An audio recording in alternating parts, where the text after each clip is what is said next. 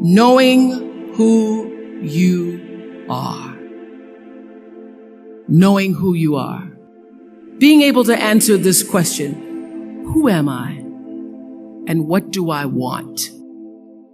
You know, many times when I go out of the country, I am baffled by that question. To explain what is your occupation, I've stood there for 10 minutes. Well, am I a talk show host? Well, I'm more than a talk show host. Am I a businesswoman? I'm a businesswoman. I'm more than a businesswoman. Am I an entrepreneur? I'm more than an entrepreneur. So I just leave it blank or self-employed. So I'm not asking for the roles that you play as daughters. I'm not asking that question. What are the roles that you play as a daughter, as a friend, as a sister? You're going to be a lawyer. You're going to teach. You're going to be a pharmacist. I'm asking the bigger question of who am I? Who am I really? My answer is I am God's child. I am that which is born of all that is. I am, as Pierre de Chardin said, a spiritual being having a human experience, come trailing the breath of the ancestors yet, but trailing the breath of the angels, and understanding that because I am connected to the source of all that is possible for me. That's who I am. And what do I want? I don't want to just be successful in the world. I don't want to just make a mark or have a legacy. The answer to that question for me is I want to fulfill the highest, truest expression of myself as a human being. I want to fulfill the promise that the Creator dreamed when He dreamed the cells that made up me. What do I want? You must have some kind of vision for your life. Even if you don't know the plan, you have to have a direction in which you choose to go. I never was the kind of woman who liked to get in a car and just go for a ride. I had a boyfriend who would say, let's just go for a ride. I want to know, where are we going? Do we have a destination? Is there a plan? Or are we just riding? What I've learned is that's a great metaphor for life. You want to be in the driver's seat of your own life, because if you're not, life will drive you. Knowing who you really are in this space and time that we embody. That's number one. What do you want? Who are you? Number two, you must find a way to serve. Martin Luther King said that not everybody can be famous, but everybody can be great, because greatness is determined by service. Now, we live in a world where everybody wants to be famous and where we admire people for just being famous. We think being known brings us value. The truth is, all of that will fade in time. The real truth is that service and significance, service and the significance that you bring to your service is that which is lasting. So to be able to, whatever your occupation or job or talent or gift is, our honorees today getting doctorate degrees, to apparently opposite fields, HIV and AIDS and the spoken word. But what they have in common is service, using the spoken word in service to community and the world. Using your knowledge and information about HIV and AIDS and medicine in service to the world. And if you look at all the most successful people in the world, whether they know it or not, they have that paradigm of service. Everybody's talking about Mark Zuckerberg and IPO. Service. Jay-Z rapping. Service. Through the word, to people, through song. For many years, I was really just happy to be on TV, and people would stop and say, "Oh, you on TV?" "Yeah, I'm on TV. I like being on TV. It's a nice job." That I went back and I took a long look at what it was I was doing on TV and made a decision that I was no longer going to just be on TV, but I was going to use TV as a platform, as a force for good, and not be used by TV.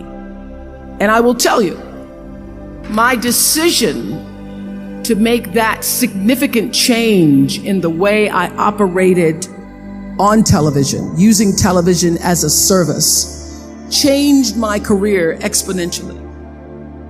Service through medicine, service through art, using whatever it is you produce, your product, as a way of giving back to the world. When you shift the paradigm of whatever it is you choose to do to service, and you bring significance to that, success will, I promise you, follow you. Service and significance equals success. That's number 2. Number 3, it's so simple, but so hard to do. Always do the right thing. Be excellent. People notice. Think of how you notice. You go to Taco Bell, somebody gives you an extra napkin and some sauce. You notice. You want to go back to that person, because even at Taco Bell, excellence shows itself. Be excellent. Let excellence be your brand. Everybody talks about building a brand. I never even knew what that was. When people say, "You're a brand," I would say, "No, I'm just Oprah." What I recognize now is that my choice to, in every way, in every example, in every experience, to do the right thing and the excellent thing is what has created the brand. And what I know is that when you are excellent, you become unforgettable. People remember you. You stand out. Regardless of what it is, you become an unforgettable woman. And that is what we all want. We want to be unforgettable and not forgettable. So doing the right thing, even when nobody knows you're doing the right thing, will always bring the right thing to you. I promise you that. Why? Because the third law of motion is always at work. For every action, there's an equal and opposite reaction. That is so true in all of our lives. That's what Newton said. Celia in The Color Purple said it. Everything you even try to do to me, already done to you. Everything you even try to do to me, already done to you. So you don't have to worry about revenge or getting back at somebody, making sure they pay. You just have to do the right thing, and the right thing will follow you even when people don't support it. I remember many times on my show. There are many shows y'all never saw. And the reason you didn't see them is because I got the last vote. And I remember 2010, my team, hardest working team in television, had done this interview with a woman who turns out she was a Sunday school teacher by day and a sex addict at night. Ooh. And they were like, "You won't believe it. We got her going out. We got her with the men, and we get to show her." And she was willing to show us everything.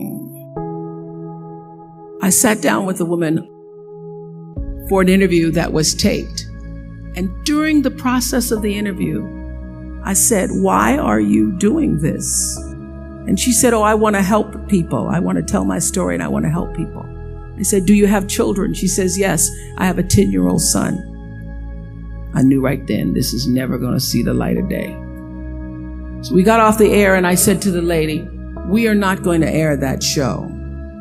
And she said, why? My producer said, why? She knew she was being filmed. She knew what she was saying. She knows what I said, because her son will never get over it. Her son will never get over it. And it's not worth a rating point to me. Not worth a rating point to me to know that there's a 10-year-old boy who's destroyed because his mother went on the Oprah Winfrey show and told all her business. You do the right thing, even when other people think it may not be. And oftentimes, when you make a decision to do the right thing, immediately you're faced with doubt. Was that the right thing? Was that the right decision? I don't know. Was that the right thing? You always know it's the right thing, when in the end, there is peace. You are rewarded by peace in knowing that you did the right thing. The most important thing I have come to know in doing the right thing and making the right choices is understanding what we talked about yesterday. All of you leaving here have the potential for enormous success. There's a price that comes with that. People don't always like you, and they're not always happy for you.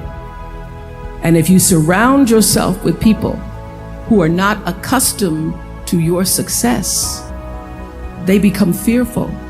They become scared because you are reflecting back something to them that they don't recognize. Now, they're not going to say, you know, I'm very fearful, because you're reflecting back to me something I don't recognize.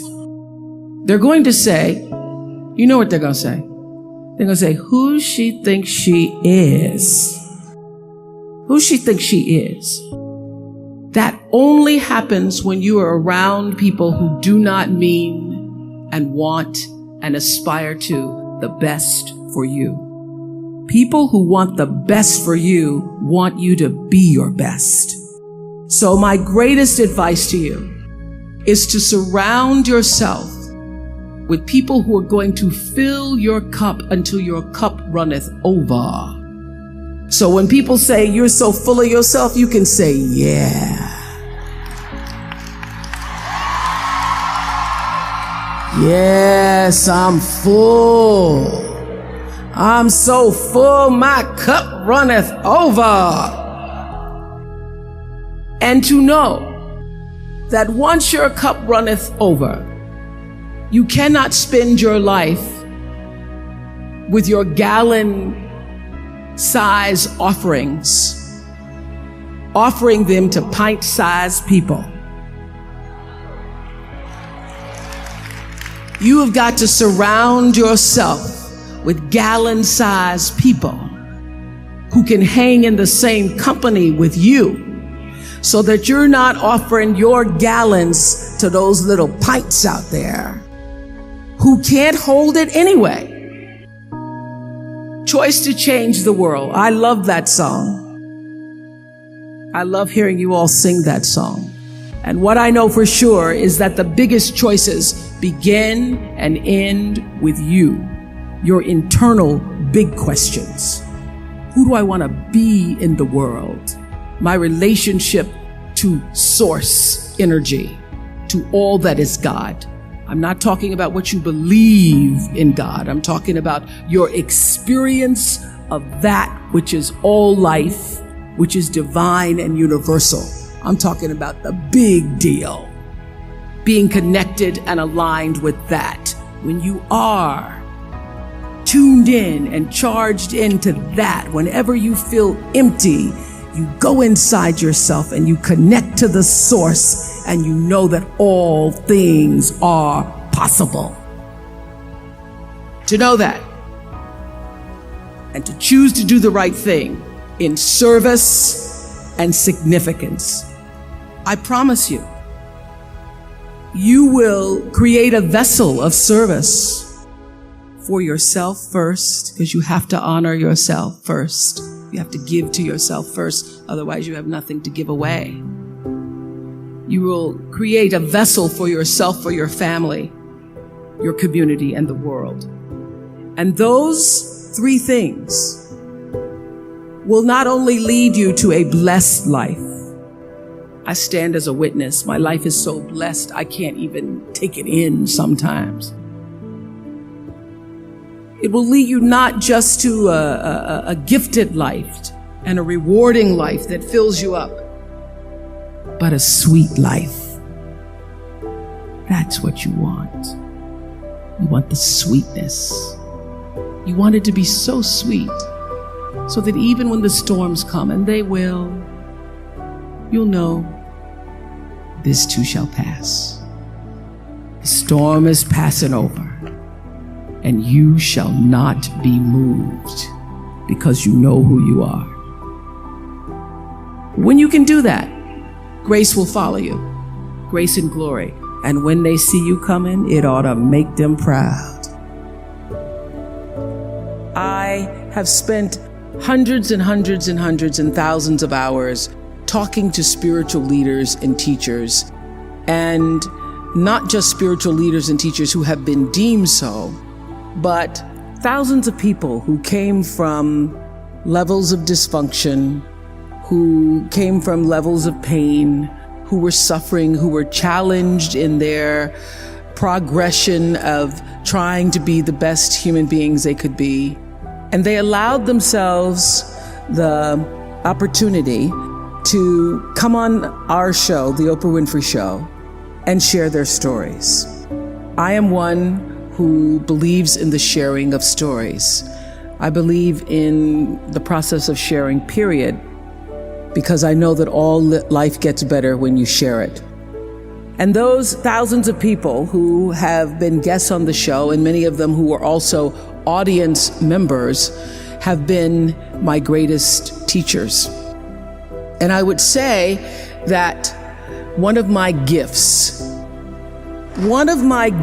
that I've had since I was a little girl growing up in Mississippi, being raised on a tiny little acre farm with my grandmother, is that I knew how to pay attention. I was a great observer of life. And I grew up believing that I was indeed for sure God's child. It's because every Sunday I sat in our little church down the road, a dirt road from where my grandmother lived. No running water, no electricity, but the church is down the road from us, and we could hear the singing as I was getting dressed for Sunday school. And I'd always sit on the left-hand side, the left pew in the second row. And I would listen to the preacher preach about the Lord thy God is a loving God, and sometimes he would say the Lord thy God is a jealous God. But most important, I heard him say, you are God's child, and through God all things are possible. And I literally took him at his word, so that by the time I was had to leave my grandmother because she became ill, and I was sent to live in Milwaukee with my mother, who had 2 other children, I got beat up on the playground because when people would ask me, who is your daddy? I would say, Jesus is my daddy. Sometimes he's my brother. And God is my father. But what I now know and have learned, that my view of God, although I call that God in a box and all that, although that has, my vision of God has expanded to be inclusive of all things, all. God is all, God is law, God is all, in all things. Not just the guy sitting up with the beard. And now that view of God has expanded, I still understand how important it was for a little colored girl. We weren't even black yet, not to mention African American. You know what I mean, Harry? A little colored girl in Mississippi for whom there was no vision of hope or possibility. My grandmother's greatest desire for me, as she had been a maid and her mother before her had been a maid, her greatest desire was that I would grow up one day and be able to do the same. And she wished for me that I would be able to, she used to say, I hope you get some good white folks when you grow up. I hope you get good white folks who treat you good. So my grandmother would have no idea of the life that I now lead with good white folks who are working for me. She just wouldn't get it. She wouldn't get it. She wouldn't get it, but somehow I think she must know, and she's up around in the spirit realm saying, Lord have mercy, I didn't see it. But I now know that having that belief system, that something greater than me was in charge of my destiny, of my fate, that it wasn't just me alone having to survive for myself, is the thing, is the value, is the rock that has sustained me. So my vision, my perception, my understanding of what it means to be a universal citizen has grown as I came to understand Acts 17:28, my favorite Bible verse that says, in God I move and breathe and have my being. So my every attempt in life has been, since I was a little girl, to be in that space that I call God, to literally live in the breath that is God, to live in the breath and allow the breath to breathe me as God. And that is the reason I see I have been able to manage fame, handle the success, grow in grace, grow in the wisdom and glory that is offered by that space that I know to be God. Because in God, I live and breathe, I move and breathe, and I have my being. And everything that I do and all that I am comes up and out from the center of that space, even when I didn't know what to call it. So I have paid attention to my life because I understand that my life, just like your life, is always speaking to you, where you are, in the language, with the people, with the circumstances and experiences that you can understand and interpret if you are willing to see that always life, God, is speaking to you. Now, it took me a while to actually really get this and to understand it, but once I did, I started paying attention to everything. And one of the reasons why I can now accept the fact that I can offer my gatherings of information and wisdom and call myself a spiritual teacher is that every single person who ever came on my show, and I hear there's like 37,000 guests I've talked to, a lot of them came from dysfunction and a lot of them wouldn't appear to be teachers, but every one of them had something to say that was meaningful and valuable and that I could use to grow myself into the best of myself, which is what all of our jobs are. Your number one job is to become more of yourself and to grow yourself into the best of yourself.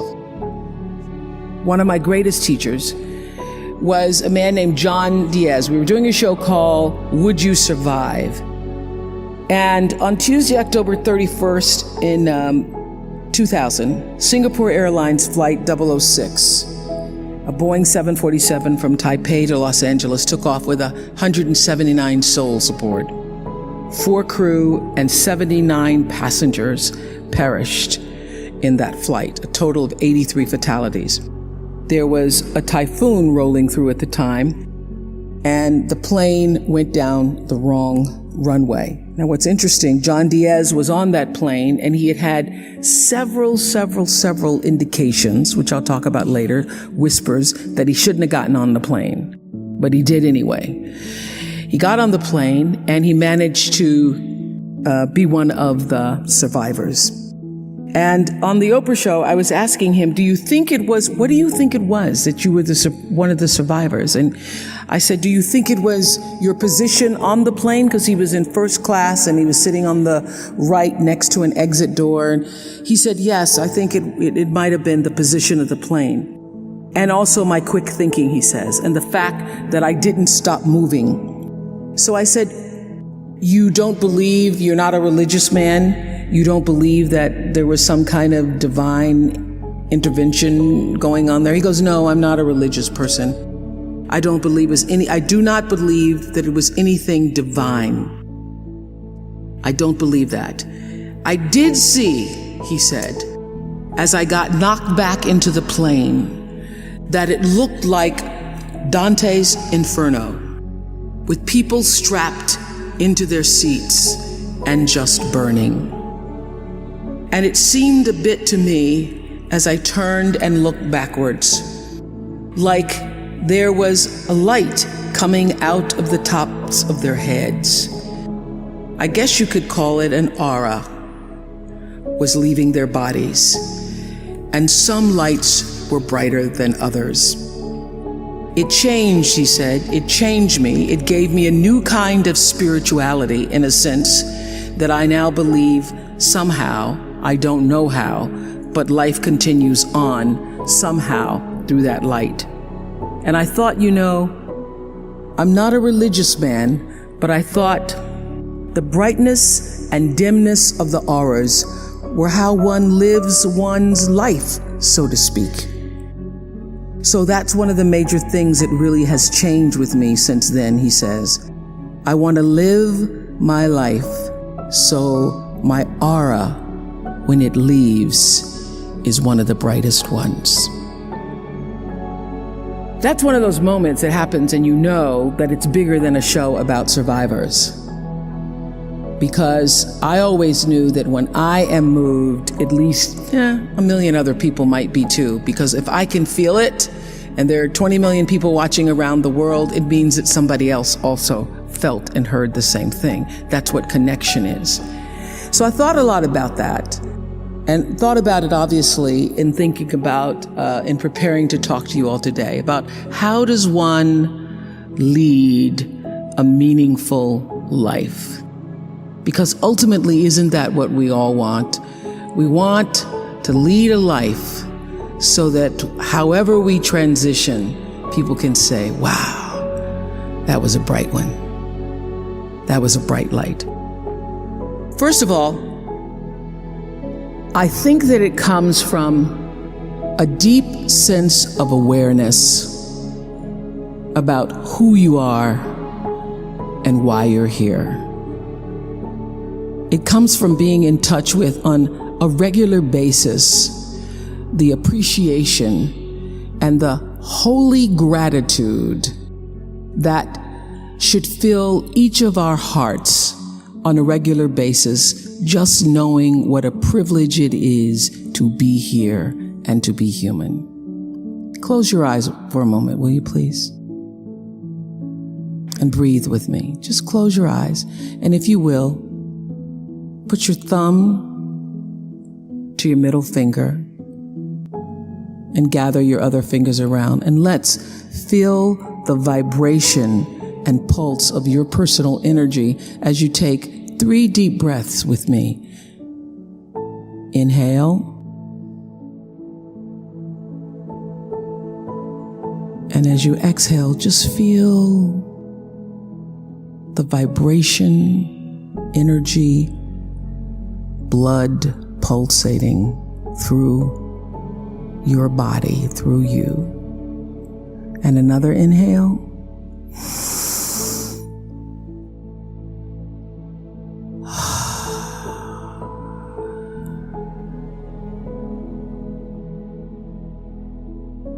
And another inhale.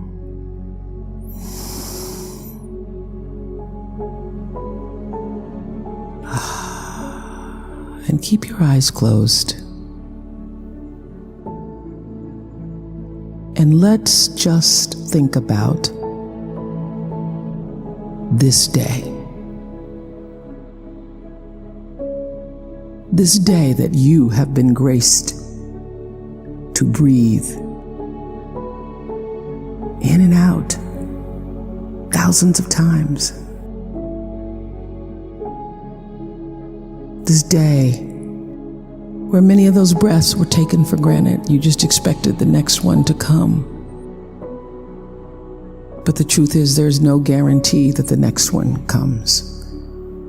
This day, how you started your day, what your thoughts were this morning, how you've carried yourself through this day, how you've been allowed to have encounters and experiences, some challenging, some more life-enhancing, that pushed you forward another day of being here on the planet Earth as a human being. Let's just think about that. After all you've been through, in this day alone, and the many days and years past, how you got here to this prestigious, esteemed university, the choices you made that have brought you to this day.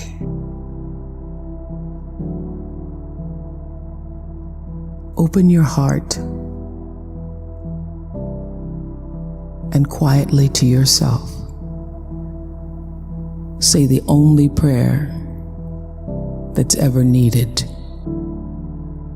Thank you.